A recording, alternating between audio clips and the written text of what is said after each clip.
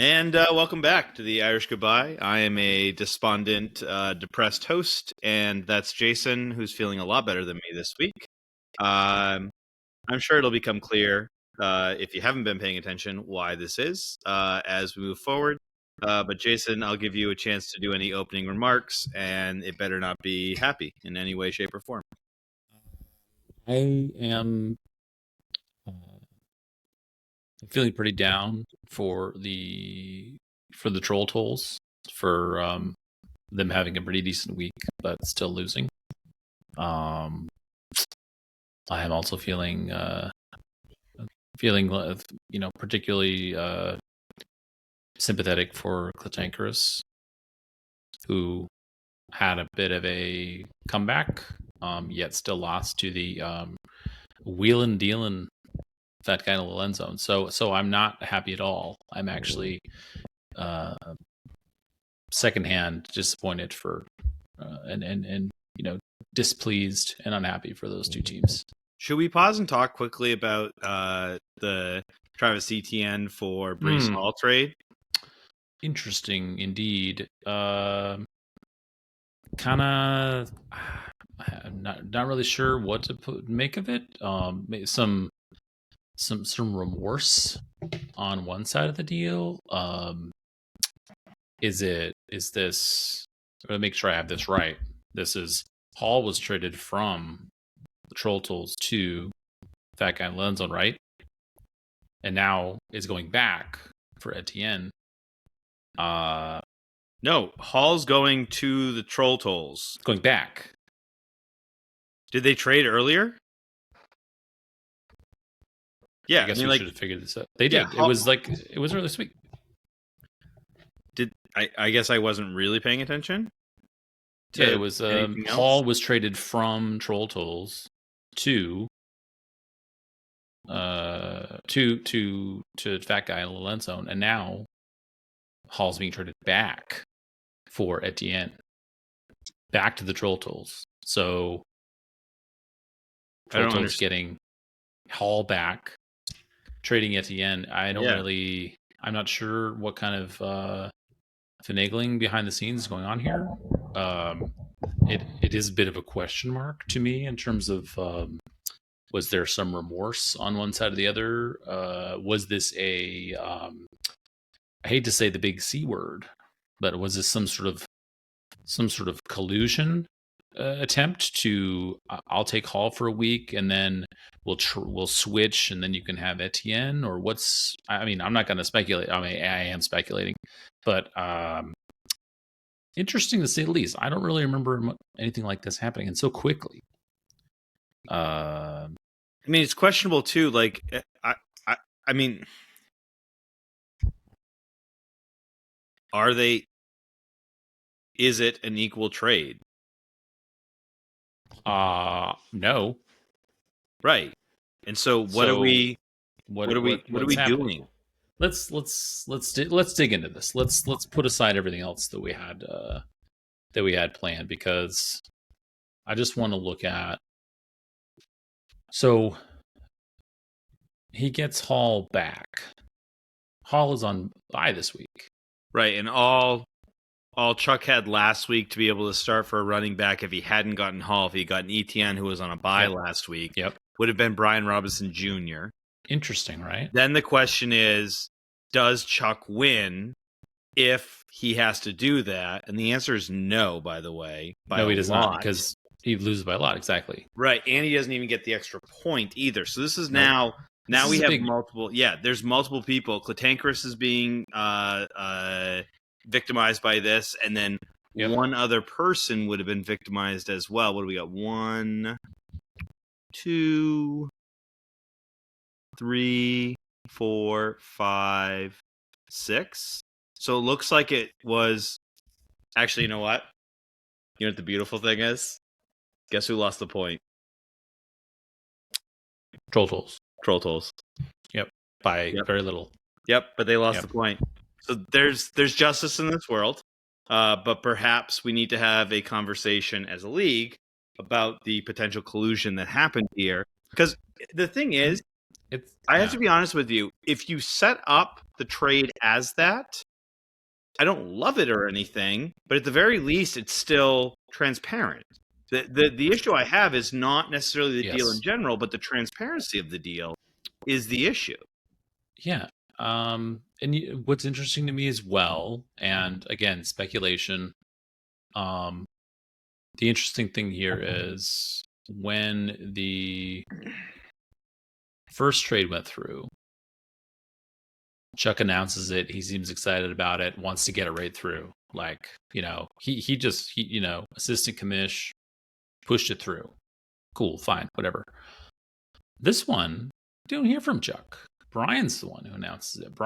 He drops a player. He's so excited to get this deal done. He dropped an extra player by mistake. They didn't need to. What's the rush? Oh, by the way, You know? tough. I will not support him being allowed to pick him back up. He's on waivers, and you can go for him like everyone else, Brian.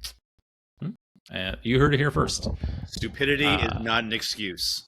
Yeah, and this, of course, what that would put him would be a 2-day waiver, right? Is it 2 days? Yeah. When someone gets dropped, not the open waivers. Right. So that would put him. I guess simply just look at the thing. What it was Rashad White, right? Rashad White, yeah. So yeah, waivers in the 30th. So out till Thursday. So this will air before. So let it be known. This is how we feel about it. And the interesting thing is, I don't know. It's a lot of Rashad White. He drops him. He's also on a bye this week. And so Bucky it's Irving not might be back soon anyway, and Sean Tucker is becoming bigger. I don't think it's as big of a deal. Like, I get it. It's frustrating for him, and maybe he gets another week or two out of him, but like, I don't know, whatever. Now he has Breece Hall, so he's fine. Yes. Yep. I don't know. Something about this. It's just, maybe it's coincidence. Maybe it's coincidence that Breece Hall dropped 33 the 1 week that Chuck owned him, and it Jason, got Chuck back that. You don't in the win column. You don't believe much that. less getting both points. And I think the real loser here, aside from integrity, it's the rules of the league. That's the real loser. Is the rules of the league. Also, Klatankaris, first year in the league, and he's getting boned on a snip snap kind of trade here. I mean, he would have won that game. It would have set him back on a good path, but instead he loses. He does get a point, but he loses, and that was coming off a horrible week before. So this would have righted the ship in a way for him, but instead he ends up with just 1 point. I don't know. It all is a little bit too convenient for me. I would like an impartial investigation from an outside agency. Chuck is recused. Chuck is recused from this because I would like a law firm to look into this and to subpoena text messages and Discord private messages. Yes, I would like us to get down to the bottom of this. That is, well, we will be retaining the law firm of Harvey and Dobbins to look into this. All right. Well, let's pause our our investigation, and move right on to injury report. We'll do this part quickly because we just vamped for about 10 minutes, and we did. That clearly doesn't fit into our schedule because we have a not tight schedule already. But we had to do it. So injury report, we both had Chinese waving cats and bottom of the barrel, which I have to say was actually a pretty good game. I think you can make an argument. Like, again, it's still like you have like two top teams going at it. It was a good, solid game. But I think, in all honesty, the real game of the week is the game with the asterisks next to it. And so that's Klatankaris. Agreed. Who had it stolen from him by Fat Guy in a Little End Zone. Yep. No, it was. Let's see. It was the Jason. You agreeing to this, by the way, is one of my favorite things of the week so far because you were so protective of Chuck last week, and all it takes is just a little collusion to turn you on him, or at least the hint, the smell of collusion. Well, you know what they say. They, never meet your heroes, and knowing Chuck and having met Chuck, I'm just disappointed. I'm not mad. I'm just disappointed, Chuck. So, I mean, it was looks like it was the closest margin game easily, which is not always a guarantee. But right, the swing of Chuck going on the way up, Stanker's looking for a win, would have beaten a few other teams. And Chuck scores under 100 too, by the way, if he doesn't have Brees Hall. If he had to go with Brian Robinson Jr. Yep. The stench of corruption hangs over this game, which is unfortunate for a game of the week to have such a stain laid upon it. But such is the way things are. All right, and that brings us into headed for the blue tent. Last week I had Clitankerous versus Fat Guy. Obviously that no. And you had your game against Troll Trolls, which I also have to say, no, it wasn't even close. Let's be honest.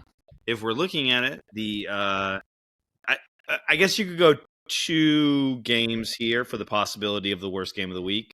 I will say that it's mine. I was terrible. It was almost never in doubt, and Josh showed up this week. Shocker. Super cool for me. The only other one that you could look at would be the lowest scoring game of the week, which would be Points Latte half calf versus the Draft Day champion 3P. But yeah. I mean, that was at least I don't know. It just was bad on. It was middling. Mine was 73 points though. Slot the guys in, kind of some buys, some nonsense, mostly on Points Latte's side. But yeah, I will do the service of. I'm going to say that game was it was the most meh kind of game. Can't say that the Mad Dogs and the Cardinals was the worst game of the week, because I mean maybe most remarkable game of the week. It was a bad game.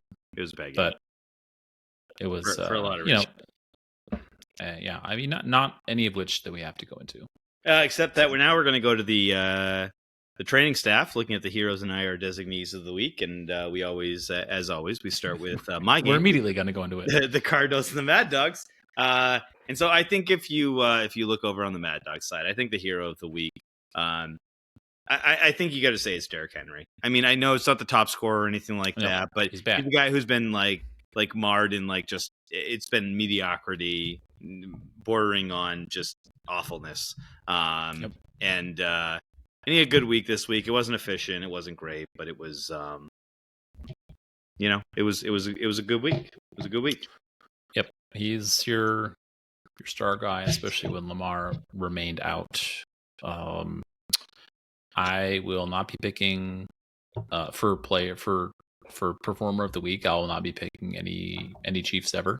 So it's not going to be Rashee Rice, a man who was celebrated after doing various crimes, waiting for him to come back as if he was just some injured guy who is there everyone's just plugging for. So I mean, Henry is an option. I think for me, just because it's continued success after a down week last week, where it kind of left you feeling like, oh, was that 1 week just kind of a flash in the pan? Kamani Vidal, 23 carries, over 100 yards, touchdown, a couple catches. I mean, a catch, a couple targets. Kind of goes to show you that you hope that he will remain a performer, which if Mad Dogs has any chance of pulling out of this hole, is probably gonna need that to pretty much continue. So I'm going with Vidal on this one. I think it's a good one. Looking over on the other side, IR designee. I think there's a lot of options here because there's a lot of single digits over there. But I'm going to say Baker Mayfield. Couple down week. Yeah. he's a guy that I Mm, have relied on to not have to think about, that just throw him in there. Some of the other ones were a little bit more kind of bye week yeah. forced and had to do it. But Baker Mayfield has disappointed for a couple weeks in a row now. And Trending downward. I mean, he doesn't have very many people to throw to, Jason. Like, No, let's not he doesn't. I besmirch the mean, man. Like, he'll be fine. It'll be okay. He won 23-3. So like, Baker, if you're listening, come on. Yeah, don't be hating on my boy, but he's he's got to turn around a little bit. It'd be nice if he could get a couple of his weapons back, feeling a little bit better, and maybe have nice. some teams to play against too, because I need him to feel like he needs to put up points.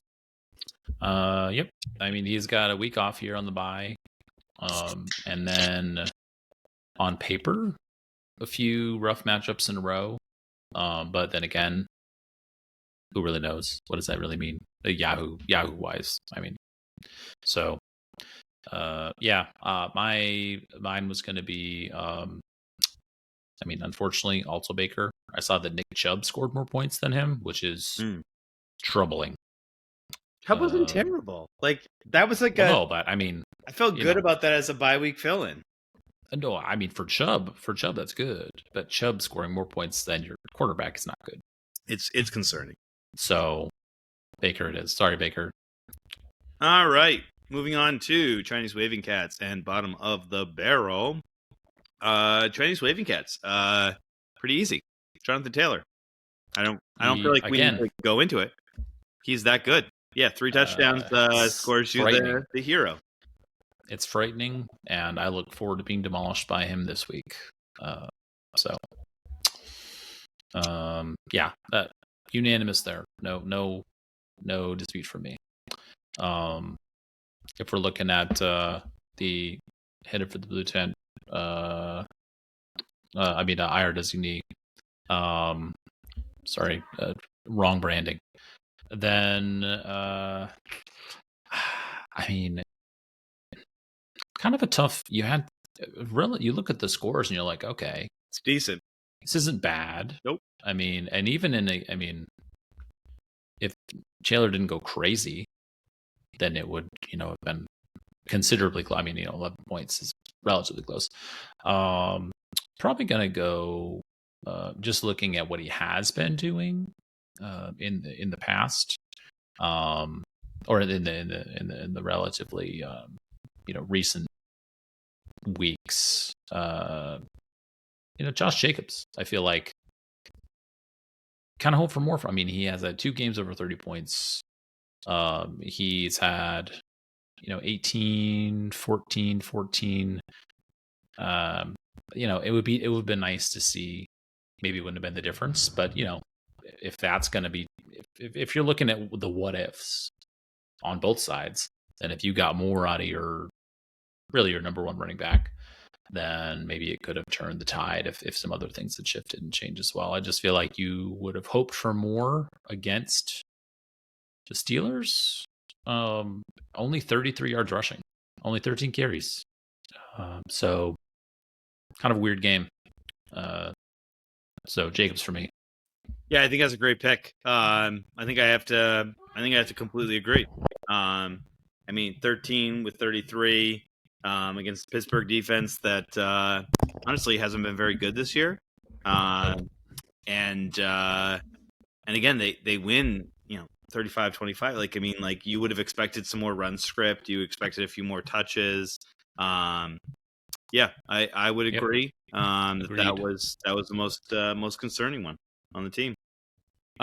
So that brings us to the Bare Naked Hades and the Superb Owls. So on the Superb Owls side, again, how can you turn away from 200 yards rushing and 2 touchdowns for James Cook? It was just he was toying with them. He was so much better than the Panthers defense. Yeah. That is a lot. Look, he's had a ton of carries this year. looking at some of those games, over 20 twice, two times of 19 carries. But 216 yards on 19 carries is wild. I think, let's see, he had 7 runs of 10 plus yards with one 64-yard touchdown run. So, I mean, it's an easy choice. And also crazy, too, he's got 7 rushing touchdowns in 7 games right now, which is nuts because everyone was like, regression, like it's going to fall. Nope, he didn't fall off. Nope. And then IR designee, also pretty easy. Jake Ferguson has been the number 1 tight end in fantasy this year, and a goose egg. Nothing. It's, I mean, 1 target, 1 single on National Tight End Day of all day. Yeah. Like, come on now, Dak, what's happening? That's why you lost. He must celebrate privately or something like that because there's really no excuse. It's hard to believe. Denver defense, whatever. I mean, come on. Like, normally against tough defenses, the tight ends are kind of the option. It's hard to even fathom what happened here. But anytime you have essentially one of your stars, but probably one of your top 3 offensive players on your team at worst score 0 points in a healthy game, that's gonna put you on this list. All right, so we're motoring through this. Let's go to Clitankerous and Fat Guy in a Little End Zone. Asterisk game. Yeah, it's funny. I didn't really think about it, and I'm glad I didn't write down Hall as the hero, which would have been the easy one to go with. Because I think the hero in this game is Samaje Perine. 17 points for a guy that I don't know that I would have started. And had a great game. And so, Mike, besides the collusion part of everything with Chuck, good work on Chuck for getting Perine in there. And I mean, I know probably forced in there, obviously, but still, I think definitely the hero of the week. We got late breaking live news here. Brian has admitted to a, quote, gentleman's agreement that we would swap after this week. Which is, as I'm typing right now, definition of collusion. C-O-L-L-U-S-I-O-N. Literally. I've done this before. We know this goes back to last week, right, Brian? You had shared with the group, would have been fine. Live reactions. It was not public.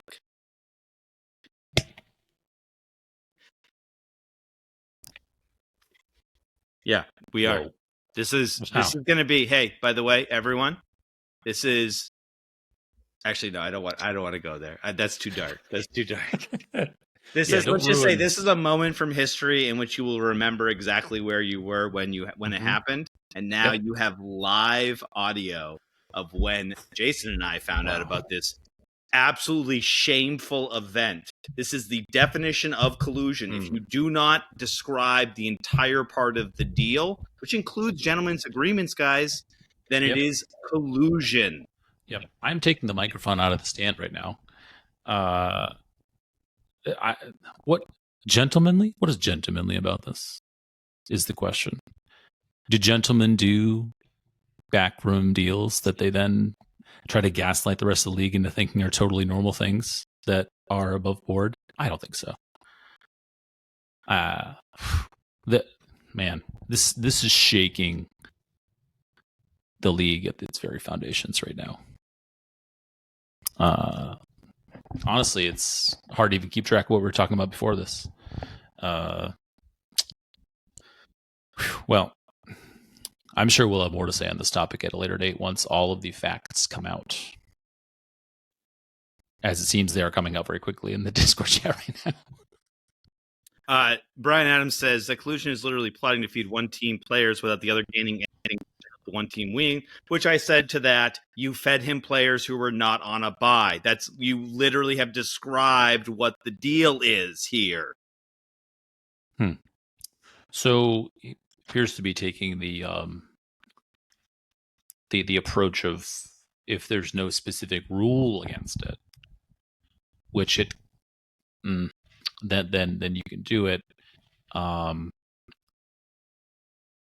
mean, I don't know if that's going to stand up in a court of law, which this definitely is. So, wow. I am sure there'll be more to come on this subject. I'm sorry, where were we? Oh, P. Ryan was the hero. Did you have a hero? I mean, you know what? So flummoxed right now. No heroes on Fat Guy Little Unzone. There's no heroes because today we're all losers. We are, yes, absolutely 100%. Well, Yep. no, we're not losers. You and I are great. We're wonderful. All of the majority of the league are in good standing. Yes, absolutely. I can only think of two that are not right now. Yeah, and yeah. Well, and my brother too. Let's include him in this. So, for different reasons. All right, let's look at the IR designee. Pretty easy. You put up a 0 spot, you get the IR designee, Jerry Jeudy. Yep. Does he play football anymore? Unclear. We're not sure. Based on the stats, no. He's having a rough year. Having a real rough year. 47 total fantasy points. That's bad. Less than half of his projection. But yeah, gotta be Jeudy. Interesting that there was a late pickup of Jaden Higgins, who was actually drafted by the Waving Cats, I believe. Yes, but was on the waiver wire for a while. Who had 8 targets, 4 catch. I mean, if he hadn't have scored, right, then it wouldn't have mattered. But hindsight. I guess you're just hoping that you get the Jerry Jeudy of years past against the Patriots, but he only got 2 targets, and it did not happen. Which brings us over to Malcolm Death Squad, Troll Tolls. We'll all agree that the hero of this game was Malcolm Death Squad winning and putting down the awful Troll Tolls now, who was the IR designee, based off of their shameful. But looking at your actual team, the hero is obviously Tucker Kraft. Not the top scorer, but anytime a tight end puts up those types of numbers, it's pretty easy to be able to say that he's going to be the hero of the team. Saquon Barkley, obviously wow, and Aronde Gassett. Wow, good for you. It's hitting. You're doing double stuff, tight ends. buddy. Double tight. I worship at the altar of the Chinese Waving Cats. I like it. Yeah, I mean, you don't expect to score 150 every week, but these are some of the scores that I was hoping to see, especially for Barkley. I was gonna give it to Barkley because finally, I mean, he had some solid games, but he had some real poor games, and this is what I needed. Of course, heading into a bye, but it seems like he got a little banged up. So I was going to say, heading into a bye might be a good thing. Get him back. For you. Yeah. Yep. Going to need a week to rest anyway. All right, and then looking over the R designee and skipping over the fact that we probably should award it to the manager of this team. I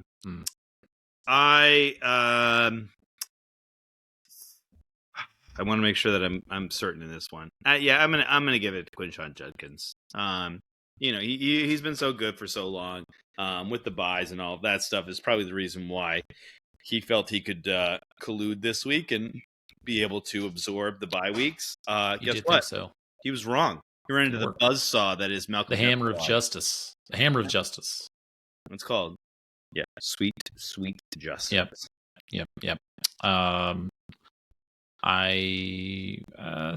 was Judkins maybe. I was thinking you probably didn't think you were going to get much out of White, and I would say also not only with the underwhelming game from Judkins, so that putting it lightly, but also he got a little banged up as well. He killed me in a couple weeks. So yeah, in a couple weeks he'll probably spending the week on Chuck's team for a week before getting traded back. So who knows where Quinshon will end up, for the rest of the season. But yeah. And that brings us to our final matchup of the week: Points Latte Half Calf and Draft Day Champions 3-peat. First off, have we ever seen so many 0-point scores in multiple weeks? I mean, like, I'm not we sure. had like two like double zeros last week. This week we've had what, like at least 4 three. zeros, 3 Yeah. zeros on the team. I mean, like, just crazy. So luckily for Quentin Johnston, he doesn't get to be an IR designee because his team won. So we Right. won't put his name into infamy. Yep. Instead, we'll look at the hero, and once again, Dolphins fans rejoice. Devon Achan Yep. is He did the it. hero once again. Mm-hmm. Yeah, I don't know if there's more to say about that. He had a good week, and he's pretty solid. He's good. Yep. I was I think that's a good one. Definitely deserved. Definitely a fine choice. I'm gonna go with the return of Kittle after his 0-point game last week. Got you touchdown, 4 catches. I mean, maybe he's hobbled or slowed down or whatever the deal is versus the monster that he was even just a year ago. Maybe not. Who knows? But this is the game you want to see. He, unlike Jake Ferguson, does celebrate National Tight End Day, and I'm giving him the title this week.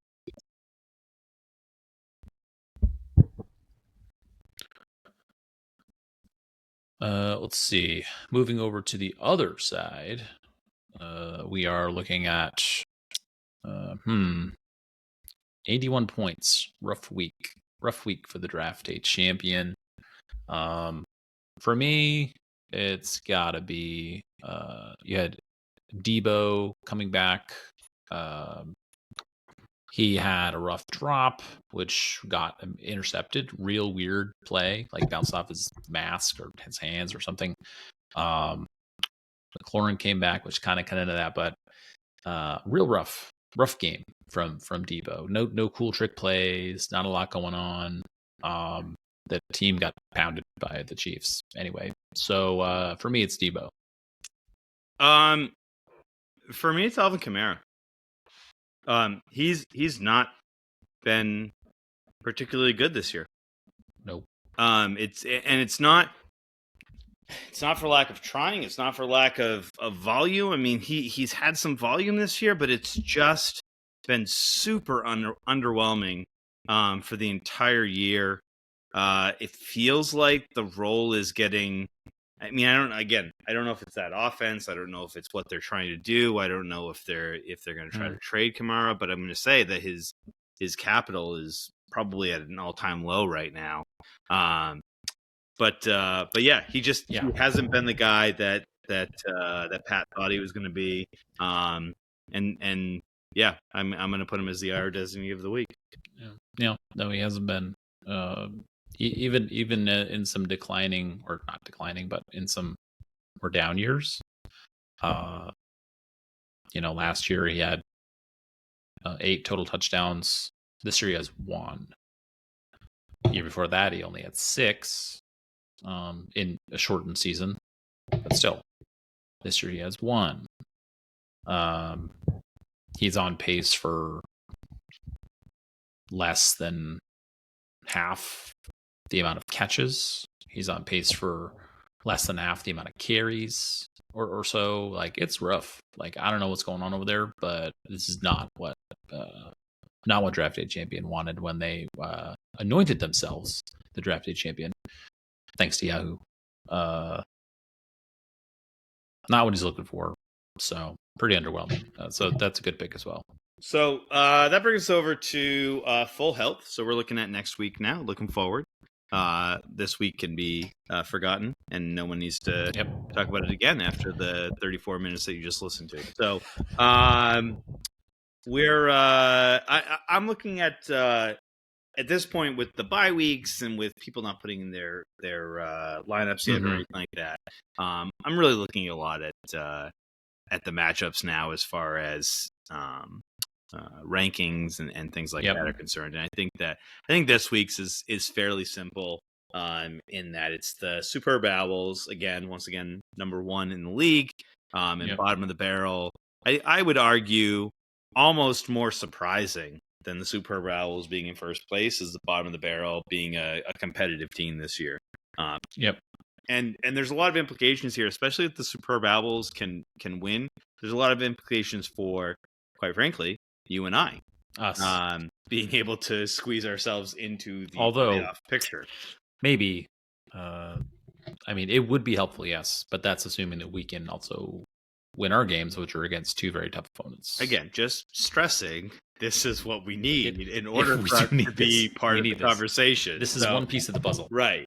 So it's a big matchup for a few of our current podcast hosts, and but also just the league in general. It's going to be, does the top separate itself from the middle of the pack and create a complete quagmire in that 4 to 8, 9, 10 area.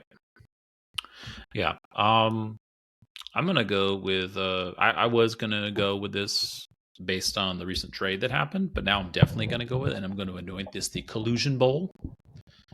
Fat Guy and Little End Zone versus Troll Tools. Will Etienne betray Troll Tools, or will he be some sort of sleeper agent mole and subvert Fat Guy Little End Zone?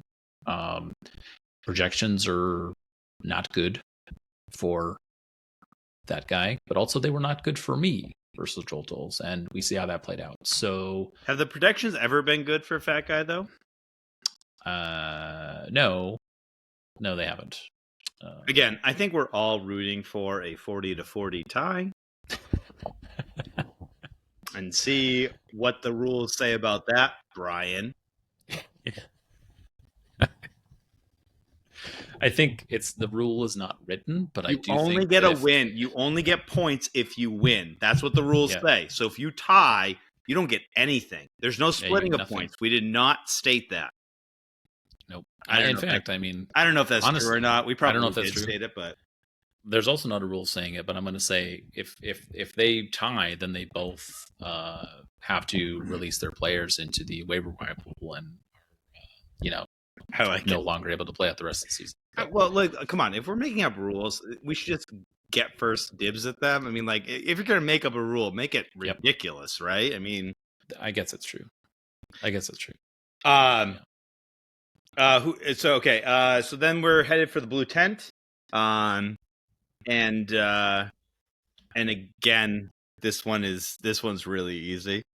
When you have the 11th place team and the 12th place team playing each other, it's easy. But here's the thing, though. What makes it interesting is that it really has the potential to make the league even tighter, because it means that one person is going to fall off and be out, and the other person is going to get propelled up. And if they can get that third point, it's actually a really interesting worst game of the week, because it's just going to make the league, like, again, we're going to have like 4 to 11 be in this thing.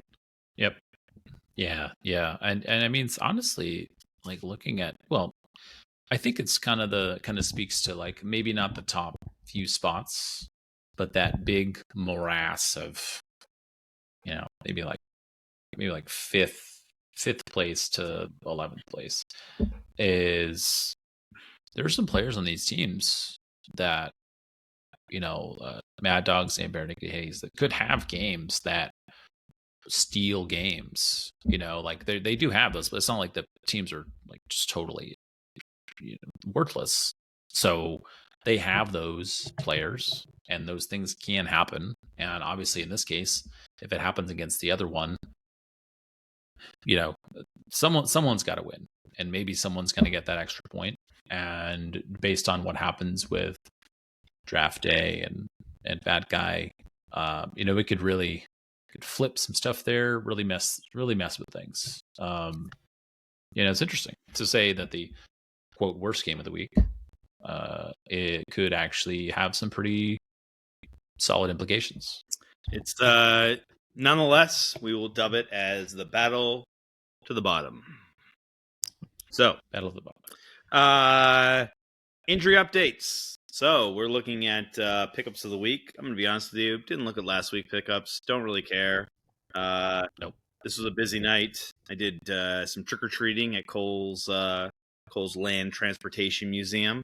Nice. It was delightful, by the way. They did a nice I've job. not been to that place for a long time. Yeah, I hadn't either. I mean, first off, I love that place because I do enjoy, like, the setup's great and everything. Again, this is our shameless plug for a nonprofit here in the Bangor area. But I guess they've been doing this for 3 years, and you basically just like walk around the entire museum, and there are different like people sitting there with costumes on and everything, and giving the kids candy.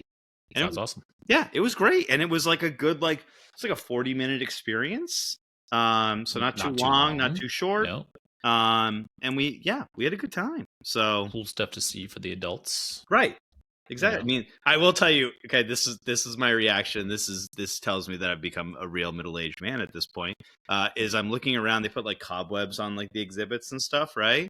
And I'm thinking, oh, it must have taken A, a long time to put up, and B, that's going to be a real pain to take down and make sure it's all off. Like, and I'm just sitting there and I went, yep, I've reached that point now. That's where I'm at now. I'm admiring other people's work and then commiserating with them for their eventual effort in having to clean it up. So,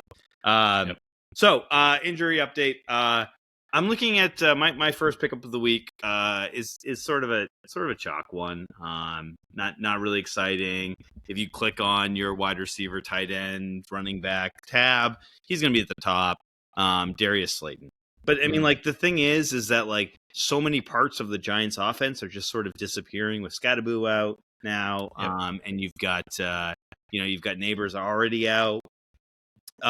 In order for them to have any chance of winning any games this year, they have to have some other options other than Wan'Dale Robinson and Tyrone Tracy now. And so I think Darius Slayton is that guy, and he fits well with the kind of the stretch in the field. And he's a guy that we've seen be productive in previous seasons. And so I think he's a kind of an easy plug and play lottery ticket, but not even a lottery ticket. I think there's at least a little bit of a floor there for Darius Slayton. Yeah, no, I agree. He's like one of those names that you just kind of like, oh yeah, he's still around. You hold your nose and put him in your lineup, but then you end up feeling okay about it the next day most of the time. If you have to. Yeah. I'm going to go with, and I'm sure someone will be grabbing this guy, Kareem Hunt, which kind of surprised he's out there, given the love. He got dropped on Saturday by the Tankers, who notably hates running backs. So I guess that's why. But, I mean, he had 2 touchdowns last week, although, 1 catch on a 2-yard touchdown pass, but still. They keep him in the mix. My thoughts on Pacheco. They keep Hunt around. Chiefs are weird team. Winning games more often than not. A little bit of, some weak spots, but he just keeps hanging around. If you got to pick up a running back, it's definitely going to be him. So. Well, welcome to the next pick, because if I had to pick up a running back, it would not be him. It would be, and I'm going to tell you right now, this is for you, Jason. Oh yeah. I do not understand how Tank Bigsby is not on your team. Well, it's a tactical play that I'm not willing to share the details of. Yeah, significant fab will be spent by Jason to be able to put Tank Bigsby on his team because he is the most valuable running back to you more than anybody else on the waiver wire. Again, this is and for people who actually listen to fantasy football happy hour, they're going to say the same thing, but also a ton of other fantasy experts going to say the same thing. You need to have your handcuffs now. Like this is the time. This is when bad things start happening. And if you don't have the guys to be able to slot in, when you know who they are, especially, right? So like I have Blake Corum on my team for Kyron Williams. Like if you've got Travis Etienne, right? You're going to want to make sure that you've got Tootin on your team.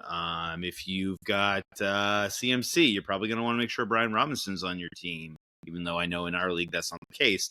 But I mean, like, you want to make sure you've got your handcuffs, and that's such an important thing, especially at this time of the year, because you don't want to be guessing where that production is going to come from. So I think if you don't outbid the rest of the league for Tank Bigsby, I think it's a big mistake by you this week, Jason.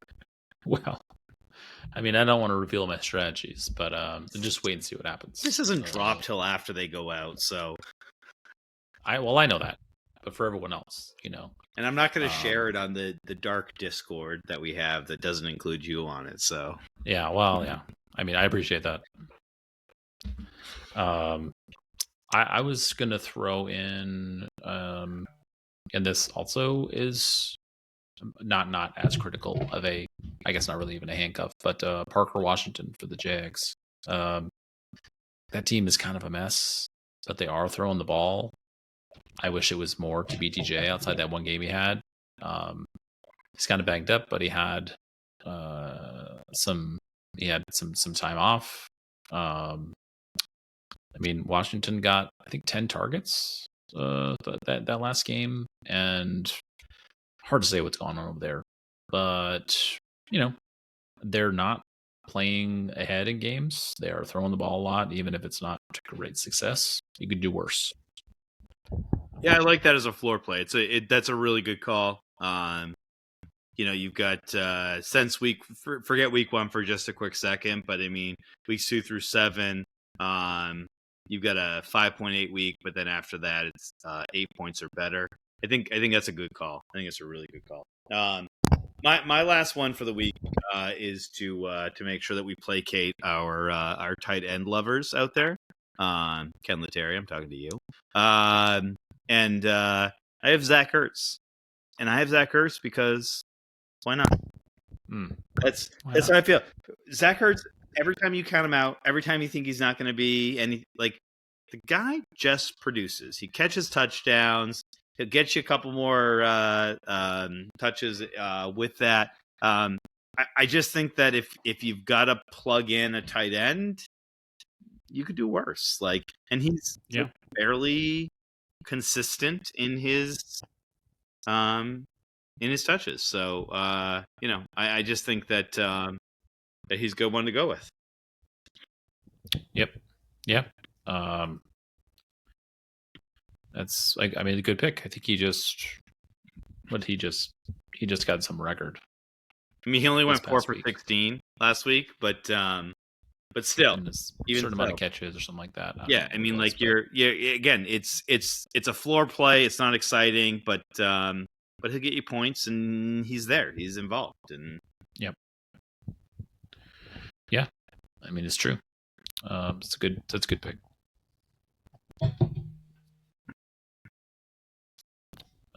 That's the guy just the 2. Well, yeah. Jason, we did it. We did. We 48 minutes. 50 minutes right now. This is incredible.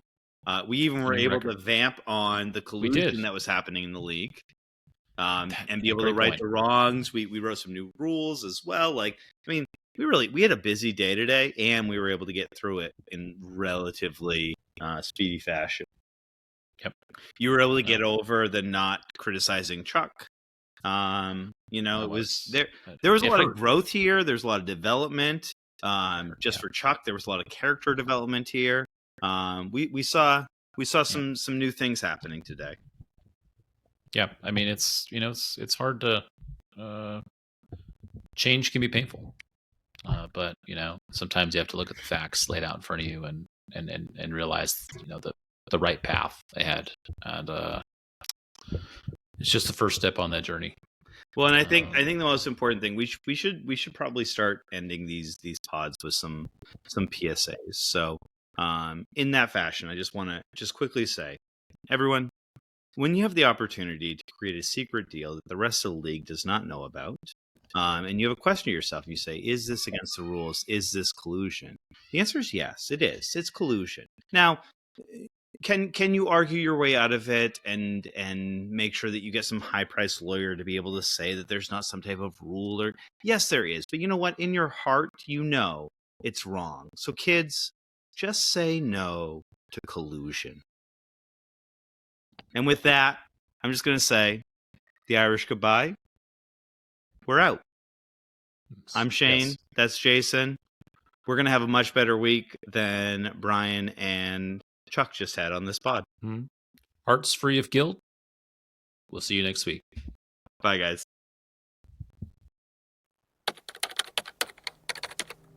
What is collusion? Imagine a scenario where two or more parties secretly agree to cooperate for a common goal, often at the expense of others. This kind of agreement can take various forms and can occur in different contexts, from business practices to political maneuvers. Collusion typically involves actions that are not transparent and may violate laws or ethical standards.